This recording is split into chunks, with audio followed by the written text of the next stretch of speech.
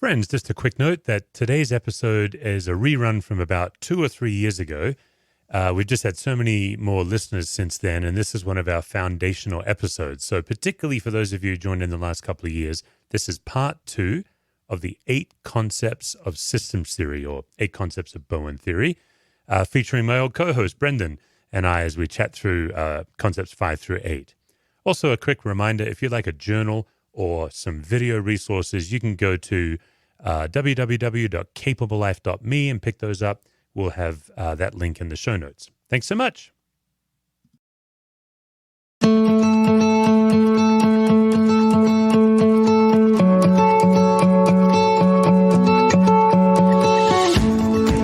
listening to Managing Leadership Anxiety, Yours and Theirs, a podcast offered in partnership with Missio Alliance. Each episode, we discuss internal and relational pressures, how they block effective leadership, and how we can move through them to a greater health. And now your host, Steve Cuss. Well, hey, folks, it's actually been a while, but every once in a while, rather than having a guest on the show, my co-host Brendan and I get on the microphones and we actually dive into some of the concepts of family systems theory. And Brendan, it's been a while since you've been on the show. It has, just like the last episode, I think. Yeah. Yeah, we've had so many guests want to come on that we haven't, and you and I just haven't had as much time to really get going on this. Right, and I think schedules too. Like mine's been pretty nuts with the load I've been given at the church recently. And right. Yeah. Yeah, so that's where I wanted to start. Before we get into systems theory, I think one of the gifts of this show is we do just kind of catch up on where people are at and what they're carrying, whether they're struggling or doing great. And I was driving back from a meeting this morning, and it occurred to me that when we started the podcast, you were in a role at the church that was significant, but it wasn't carrying the kind of weight you're carrying now. Yep.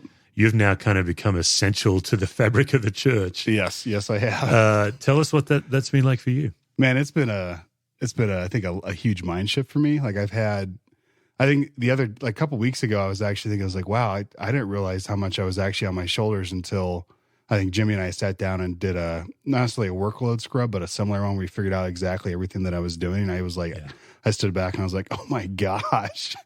But I think the teams aspect has been, I think the biggest learning part for me was learning how to lead all these different volunteer teams. And then now having somebody who's paid on staff who works under me and learning how to manage and engage and create an environment of low anxiety for this person as they're stepping into a church role for the first time. Like that's been big. And I think one of the harder things that I've learned, the hardest thing for me to learn has been people are really, when they're in a certain role that's been done a certain way, it's really hard to get traction to change that role. Yeah, they kind of get rigid. Right. And so there's been, as the church's discovery has grown, we've done things certain ways in the past, and they worked well for us when we were a smaller size. But now that we're at the size that we're at now, I've been trying to reevaluate, why do we do it this way? What is the reason that we keep doing it this way? Is there something that we can do different? And just talking to churches around the area about how they're handling, their hospitality teams, things like that.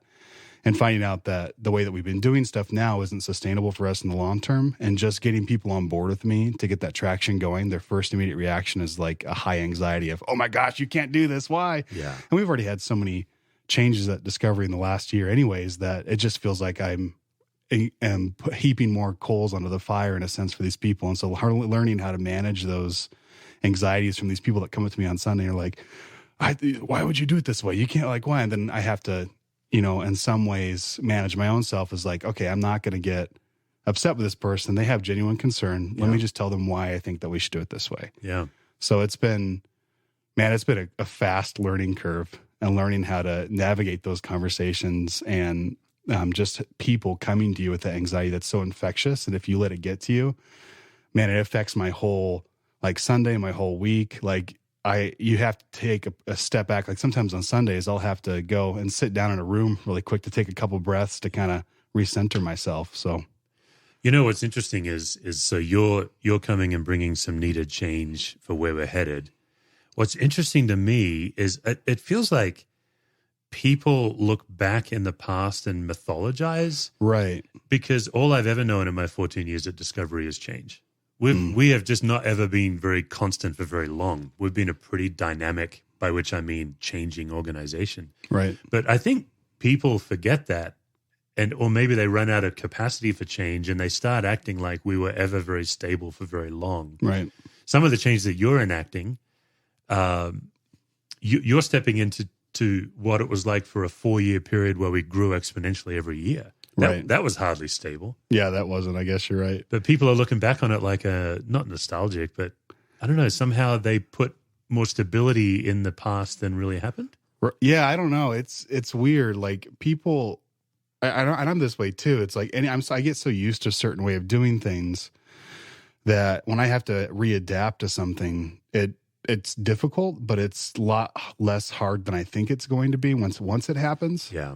So one of the things that I started doing this last year was changing our entire database system over to a new system. Right. And I bit off way more than I could chew on thinking that, oh, this would be easy. Everybody's going to love it. And I had to spend 6 months getting everybody excited about it and to finally get, oh yeah, let's go. And now people are asking, when are we going to do this? When are we going to do this? Yeah.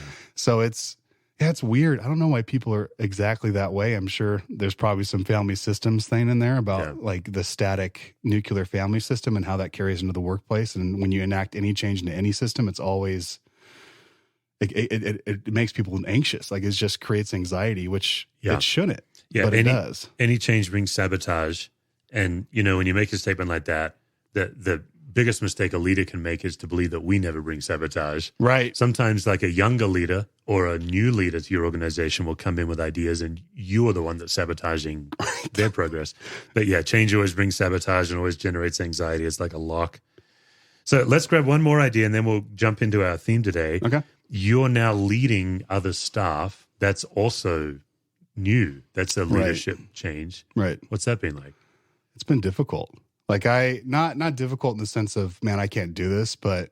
And not difficult in the sense that the people you're leading are difficult. No, not at all. Yeah, they're not the problem. There's just been small things where because my personality type, I'm an 8 on the Enneagram. I'm a high D. I can bulldoze a lot of the times and not even realize that I'm doing it. And I think about 2 or 3 months ago, one of the people came to me, sent me this long text about how they felt like they weren't being listened to. And I was like, whoa. I didn't know this was going on. And so when I finally sat down to them, they told me, and they felt like they could tell me that the way that I came off when I was listening to what their complaints were was I was defending the other person that they were talking about. And having to separate my own anxiety that I feel like they're attacking me, but they're not. And I just need to be there as a space for them to talk and listen to as their superior was difficult. A big, huge learning curve for me. But now I think that that's been addressed, that secret knowledge that I didn't know about. It's helped me listen more to the people that I work with instead of just telling them how to do something. Yeah. Cause that's my personality. I have a hard time trusting other people to do things. And this has been a good role for me, learning how to let go of control of things that I've been doing and I want to do well and say, hey, you can do this too. Why don't you take it and run with it? And then I'll help you along if you get stuck. That's been really freeing for me, learning how to let go of control. Because that's been a big part of my life, is controlling everything as much as I possibly can. So. Right. That's right. Yeah. And listen, if you're a newer subscriber to our show, a lot of what we're about on this show and in our work is helping people notice how their personality and wiring and family history show up, whether they want it to show up or not in any leadership environment. So that's a great example. Well, thanks. Yeah, it's been a fun learning curve. But I think once you get going on it becomes a little bit easier. Admitting my mistakes to people that I work with was huge. Yeah. And cause I watched all of when I was your intern and the people that I worked with before, they've been always really good about that. But when you're in that situation, it's always really difficult to say, hey, I screwed up. I'm so sorry. Yeah, that's right. And not try to defend any part of it and just say sorry and just leave it at that and not say, well, I'm sorry, but I did this because, and try to explain myself. So yeah, that's good. Been fun. Good. All right. Yeah. Well, let's get on with the show. Yeah. All right, Steve. Well, today we're talking about 8 concepts of Bowen theory. We're going to, I think, flesh out them as much as we can with the time period that we have. They can get very complicated. You can go really, really deep into them. But let's talk about first the history of them. How did Bowen come up with these 8 theories of family systems? Yeah, great. So family systems theory was founded by a psychiatrist named Murray Bowen. And we're going to try to cover 4 of his concepts on this episode and then 4 on the next episode, as we think is how it's going to go.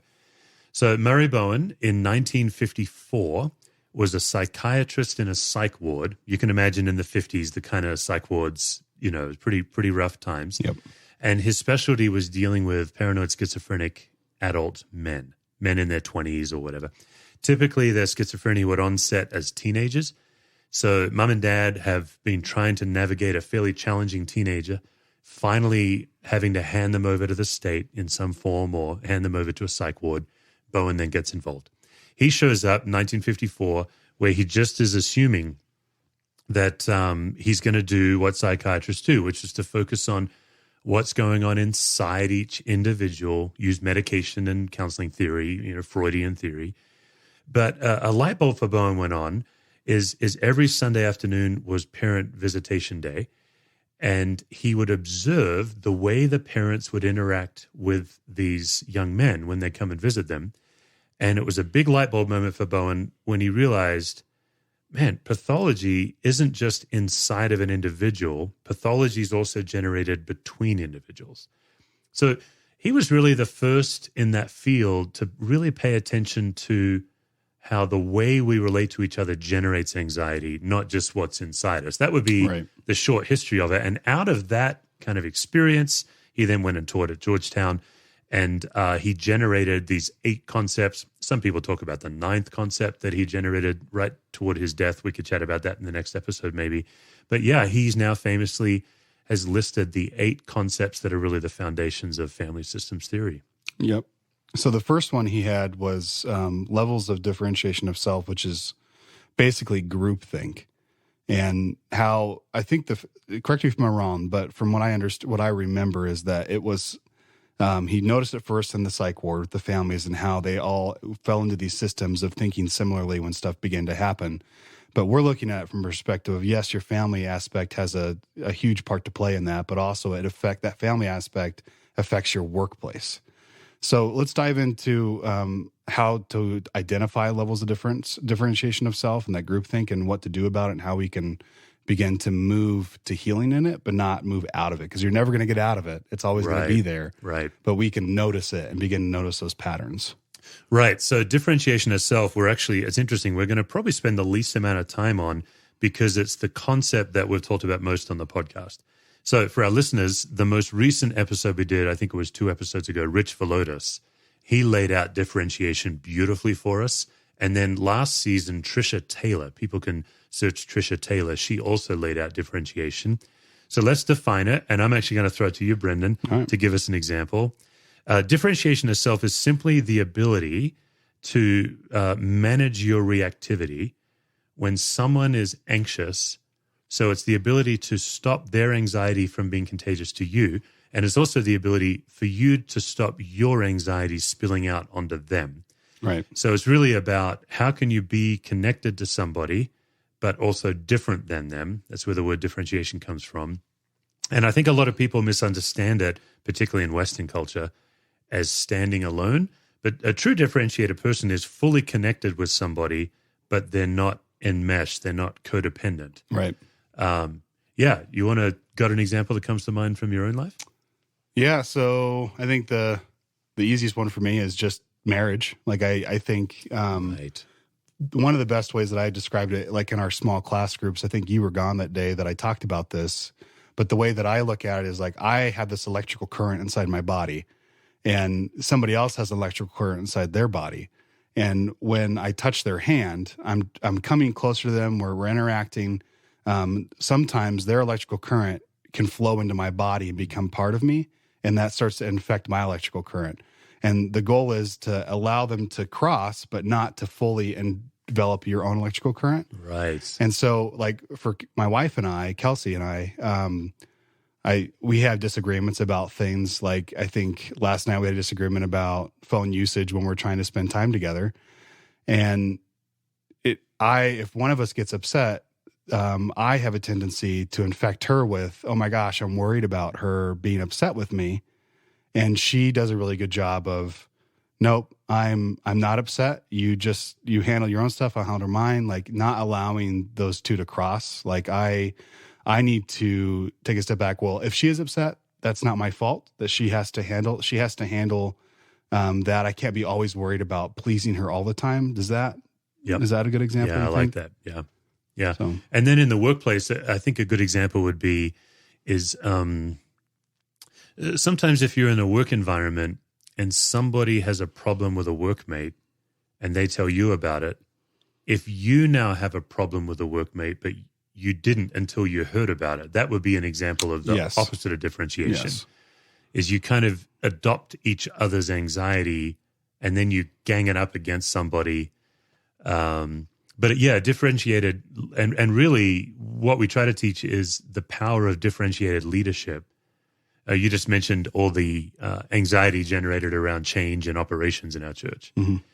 And for our listeners, Brendan's ability to be a calm presence in the face of anxious people is what will actually help them lower their own anxiety. Right. Yeah. And that's a skill when you're anxious yourself. Right. Yeah. And it's, it's funny because to me, I think it's easier for me in a work environment to do that. Right. Than it is in a family environment. I think that's true. And it's crazy to me because I screw up so much in the family environment, but when I get in the work environment, I get it right a lot of the time, but not all the time. And I'm always like, man, why am I not getting this? Why am I not getting this? And the work thing I think is a little bit easier because it's easier for me as a personal person to not enmesh myself with people. Right. Your identity isn't as wrapped up. Right. But then when it comes into family stuff, that's when it's like, I'm totally enmeshed in this and it's so sticky and so hard to not allow that to affect you like it does. But yeah, there's two reasons for that.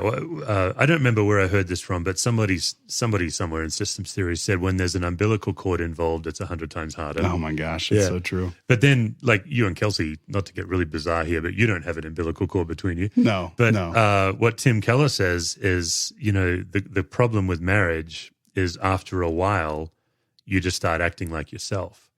And so I think what happens in a marriage and with kids is you just get caught by somebody who loves you at your worst moments. Right. And then you feel shame and exposed. Right. Yeah. I think a lot of it with marital relationship is that. Right. And that's actually a good, in workplace differentiation, we generally encourage people to practice in their family. Right. Take the next Thanksgiving or Christmas dinner. Right. That's really where all the good stuff happens. It's so true. Yeah. So. All right, great. Let's wrap next differentiation. One, nuclear family. Or did you want to wrap up? I'm sorry. No, that's good. Okay. Number 2 on the list we've got is nuclear family. It's basically the concept describes 4 relationship patterns that manage anxiety, marital conflict, dysfunction in a spouse, impairment of one or more children. And it's just kind of what governs where problems develop in a family. Yeah. So can you tell me more about that? Let's dive into it, kind of pull it apart a little bit. I'll give you a story. I think a story would help us here. I remember years ago, I was in a different state and working with a family in the church where the husband was a workaholic and emotionally absent from the family. He provided, but he just wasn't really emotionally present. They mostly had daughters. His wife was a workaholic school teacher, and she was in the classroom till 10 p.m. at night. The oldest child, I think they had 5 children. They had a big family. The oldest child stepped in to become like a surrogate mom. She started cooking a lot of the meals. She became the one that drove the younger siblings around. And as she approached her senior year of high school, she went into quite a deep depression.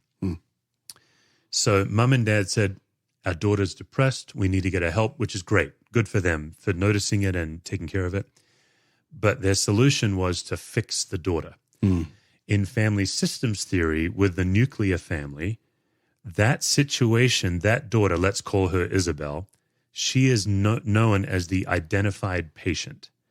So when Isabel would come to a family systems theorist, he or she would not be trying to help Isabel with her depression necessarily.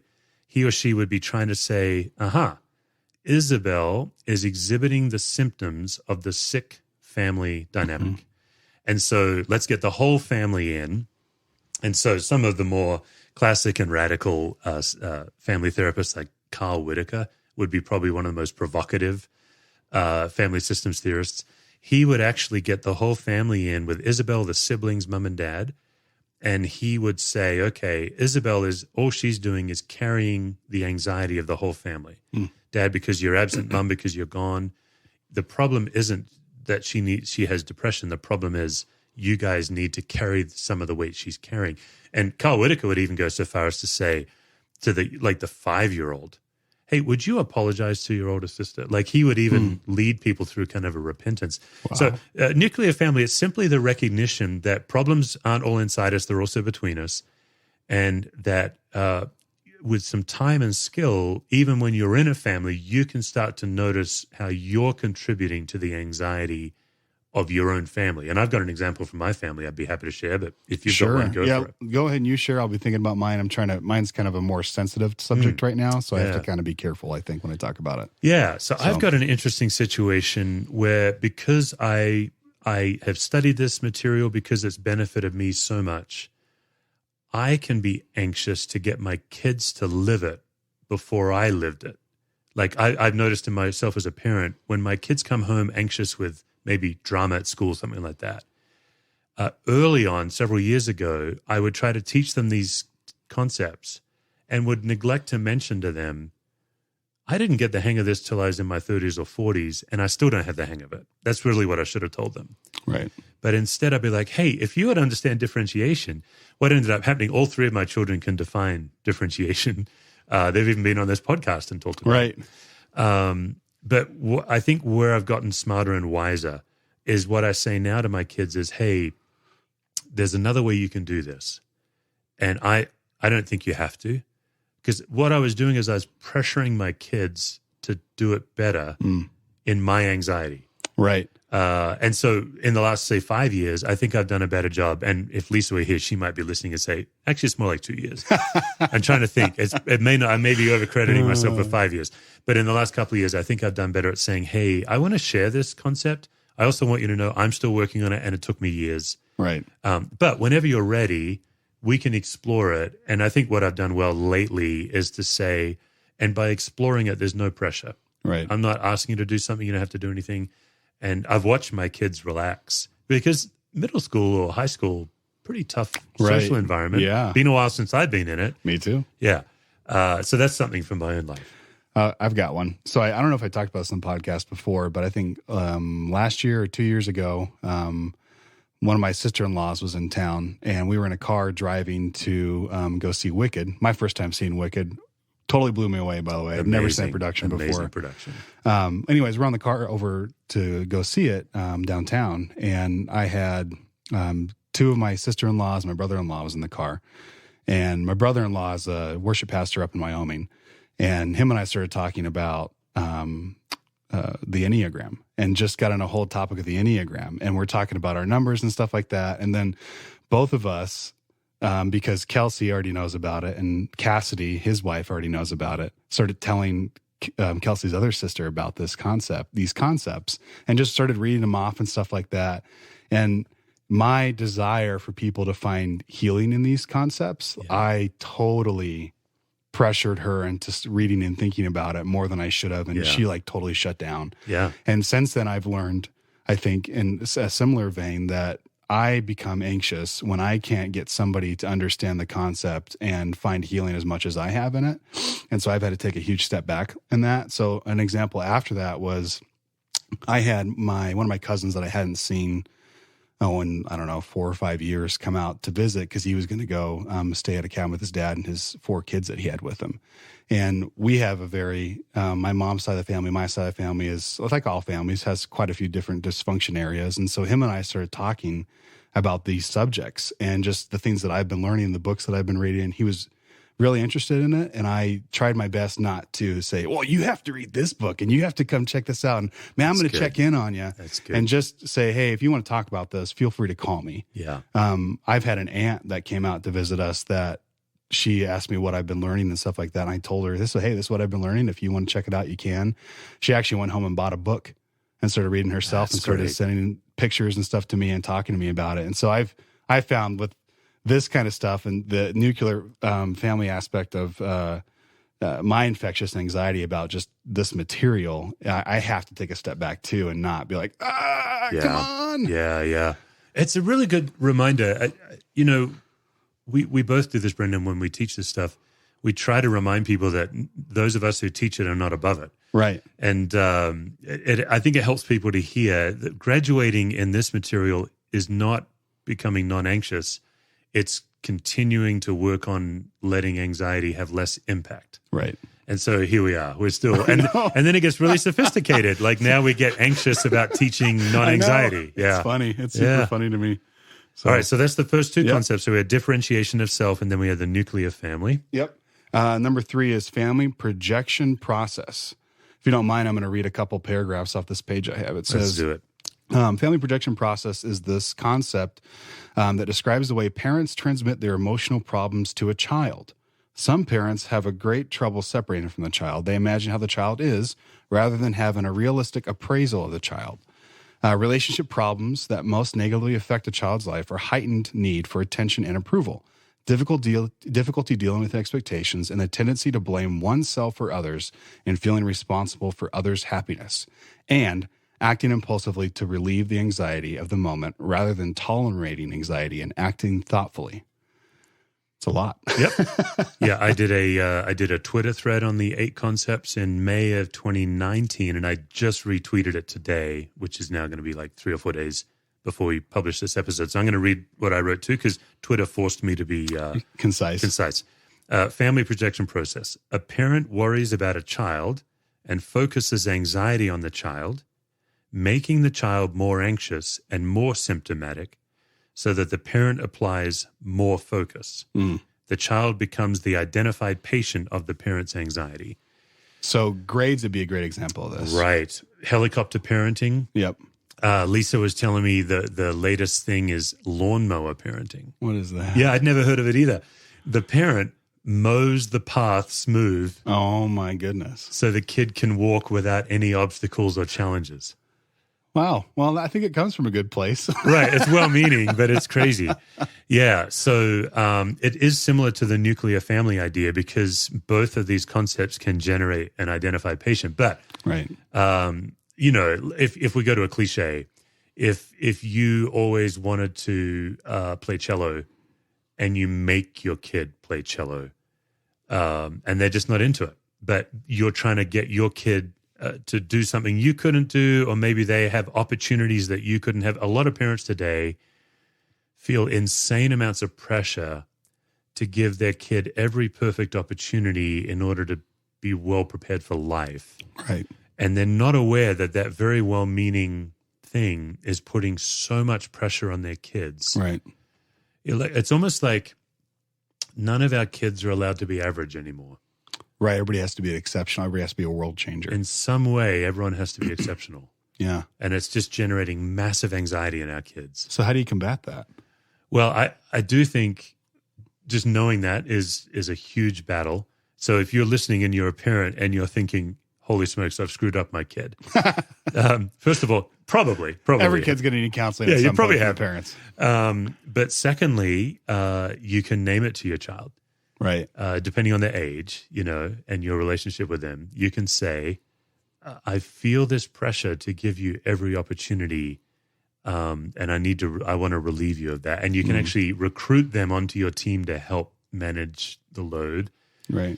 And I think the other thing you can do as a parent is when your kid fails or when the coach is unfair or whatever that thing is, you can just pause and pay real attention to what's going on in you. Are you rushing to meet with the coach, to rescue, to do the lawnmower thing, the helicopter thing? Right. And you can just see, instead of thinking that that's the solution, you can really pay attention to how is that adding pressure to the very kid I'm trying to relieve pressure from. Right. Yeah.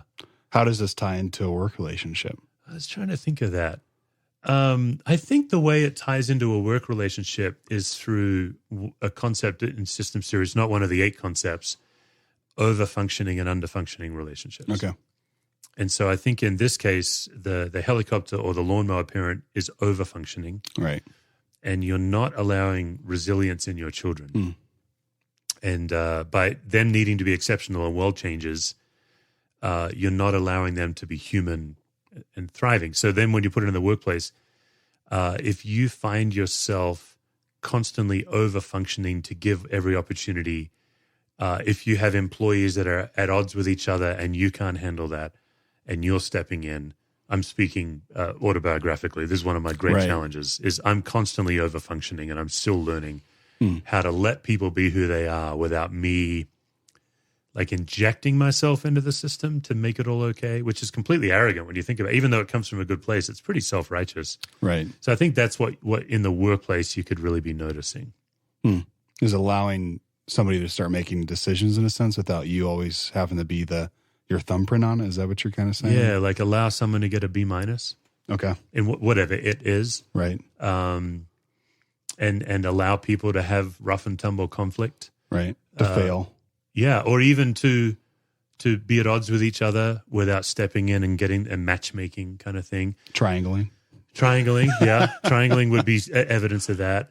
And then I think the other one I'm trying to think of is I know like if you have an employee who tends to underperform, but you like them, when you then tend to make up the difference and you carry the weight rather than continuing to help them carry their weight, that would be another example in the workplace. But this concept really is more profoundly about parenting.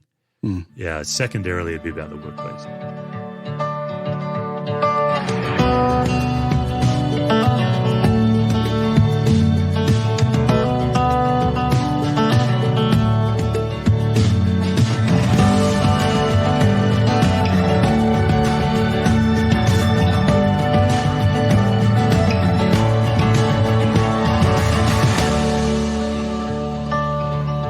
All right, so number 4 then, multi-generational transmission process. Yeah. Oh boy. Yeah. Correct me if I'm wrong. I'm just going through the book before I even look at the explanation here. This is the stuff that transcends generations and families, right? Yeah, this is the genogram material. Yep. This is like huge impact things like death, hardships, maybe education, things like that have a lasting impact through an entire family, divorce, separation, right? Yeah, through generations. Right. Yeah.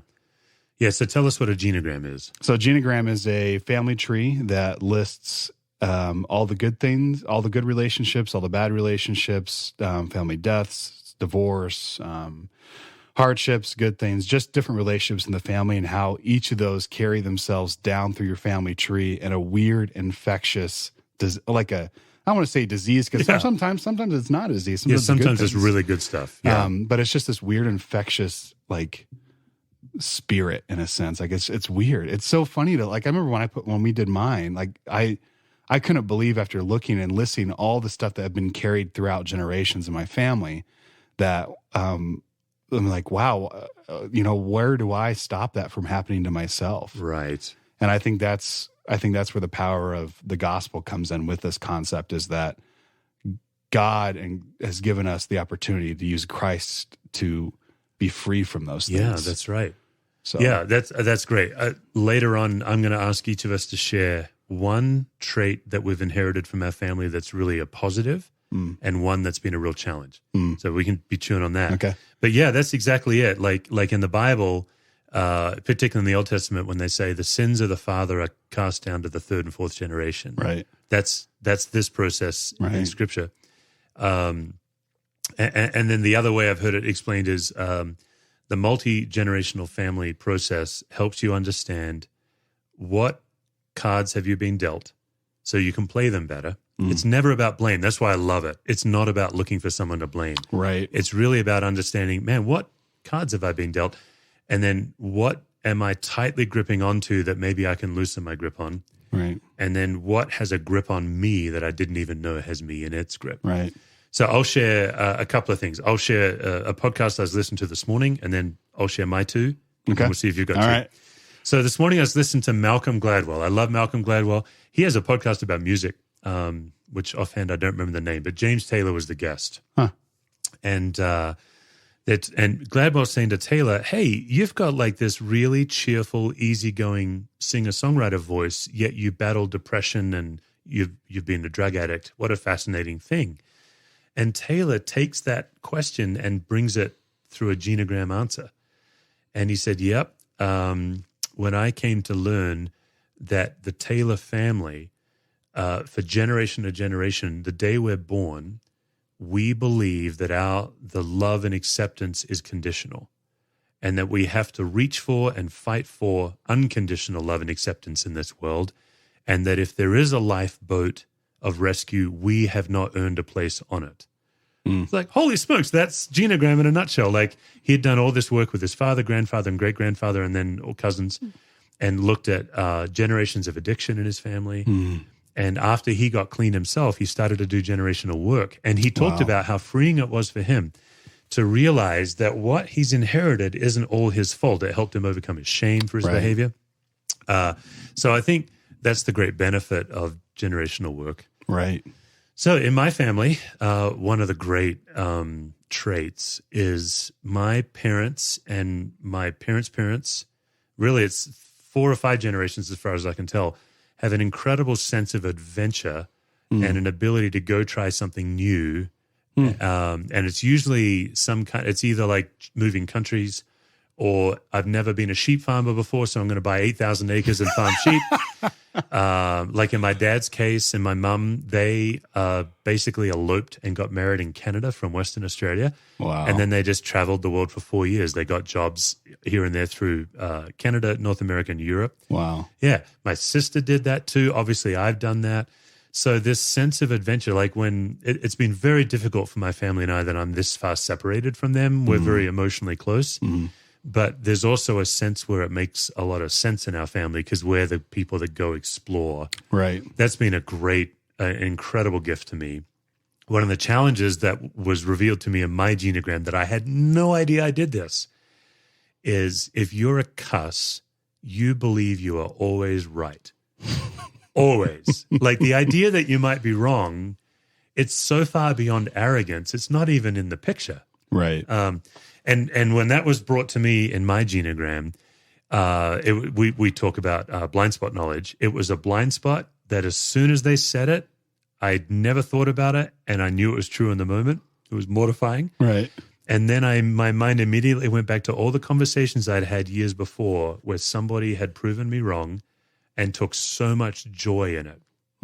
Even in my family today, my family enjoys catching me when I'm wrong. Even though I've done a ton of work on this, I have softened so much because I do not like being that person. And as you said, the gospel really gives me tools to break free of that. But even so, I still communicate more certainly than I really am. And so once in a while, I'll have this kind of definitive communication, and maybe my wife or one of my kids be like, "Aha, that's not right." And I'm like, "Man, why are you enjoying that so much?" And of course, it's because I'm giving this cuss impression. Yeah. So when I did my genogram, one of the things we haven't discussed is the way we do genograms is we do have a trained facilitator. Yes. But we also have a handful of people who are your peers. Yep. And what's amazing is what they see, even though they've never had training in this. Right. One of my favorite things that we do in our group. Yeah, I love them.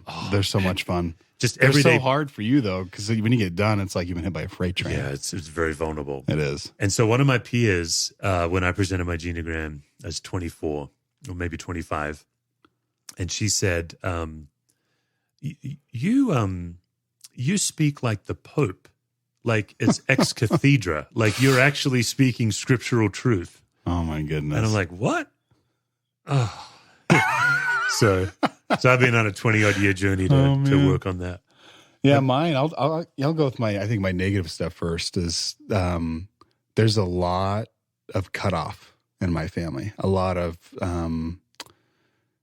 anger and cutoff. So my grandfather passed away from a heart attack when he was like in his 60s. He was a very angry guy. And I think that's been carried out through that side of the family for generation to generation. It's just this anger aspect of just losing your temper, which creates cutoff. Because when somebody gets mad, they think they're right, and then they just decide, well, I'm not going to talk to you anymore about it. And that's been one of the biggest learning things for me is I have a very high passion. And I think when I get upset, I get livid because I feel like it's an attack on me personally. And I've watched that kind of go throughout my whole family.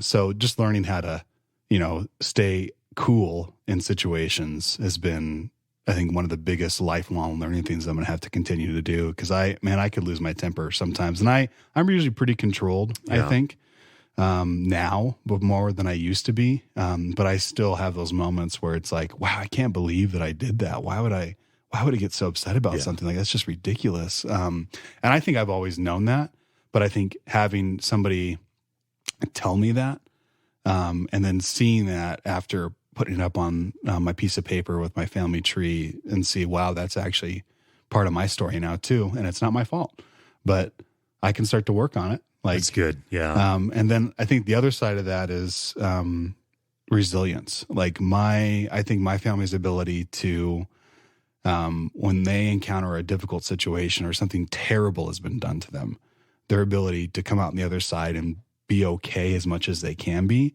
And I feel like with my own story and my own journey, my ability to be resilient against situations where, man, I should not, be where I am today. Like I should be maybe in, like in a center or something like that. Because I just, there was a lot of things in my life where I look back now and I was like, wow, how did I get through that? Yeah.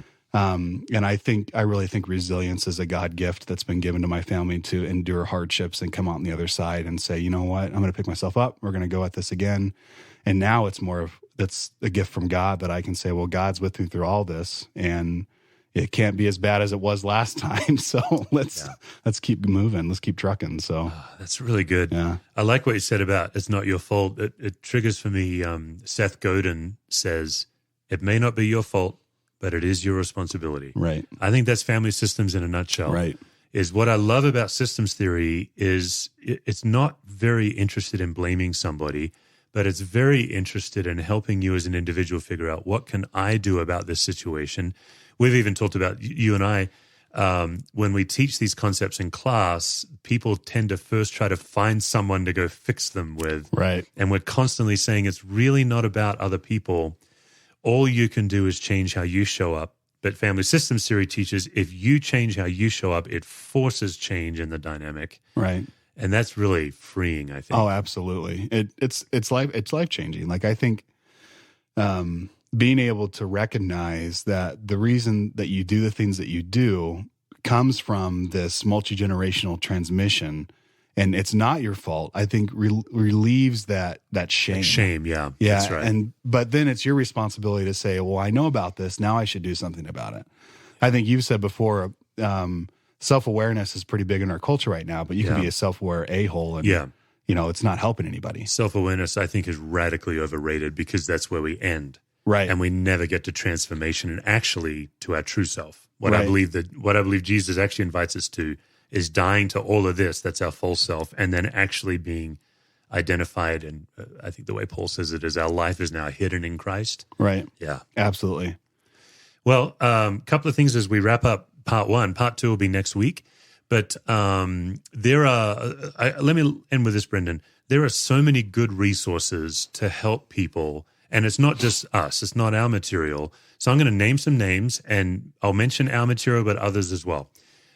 Peter Scazzero, Emotionally Healthy Spirituality, yes. Emotionally Healthy Leadership, even the multi-generational transmission. He does a lot of that work, and you can Google him, find him. Jim Herrington, Trisha Taylor, they've both been guests on the podcast. Jim, on his episode, went into childhood vows, which we're not going to cover in our 2 episodes, but such great stuff. And Trisha Taylor went into differentiation. Their work, The Leader's Journey, fantastic work.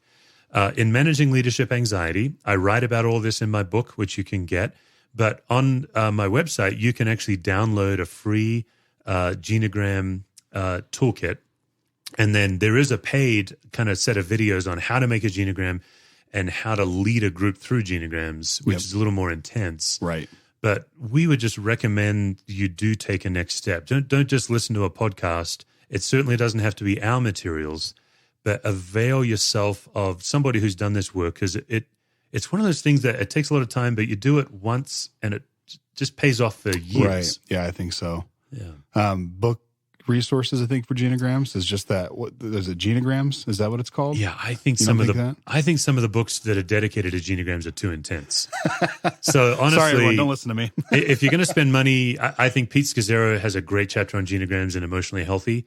I think what I've tried to do, and I do a whole chapter on genograms, I think that's helpful. I would do a bite size. Honestly, folks, you can YouTube your way through a genogram. That's true. There's free resources on YouTube as well. Always have a second party look at it, though. At least more than 2 or 3 people, I think. That's a great word. Yeah, your ideal genogram, you want a group of trusted people. No more than how many do you think? I think no more than 5. Yeah, I think so. I'm trying to think of when I presented, there was 9 of us, so it was me and 8, but 2 of them were trained facilitators, and then 5, 7, 8. So no, there was 8 of us. That's about as big as you'd want, and we went almost 2 hours. Right.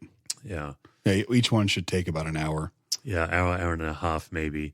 But you can download on my website a genogram key and a set of questions that you can ask someone presenting a genogram. So even if your group of friends do one, you can just have the questions on your lap, and they'll at least get you started. And then we guarantee you'll probably find some traits to notice yourself. Right. Yeah. So awesome. All right. So that's 4 of the 8 concepts. Next week, we'll cover the next 4. For more resources, visit stevecusswords.com or missioalliance.org.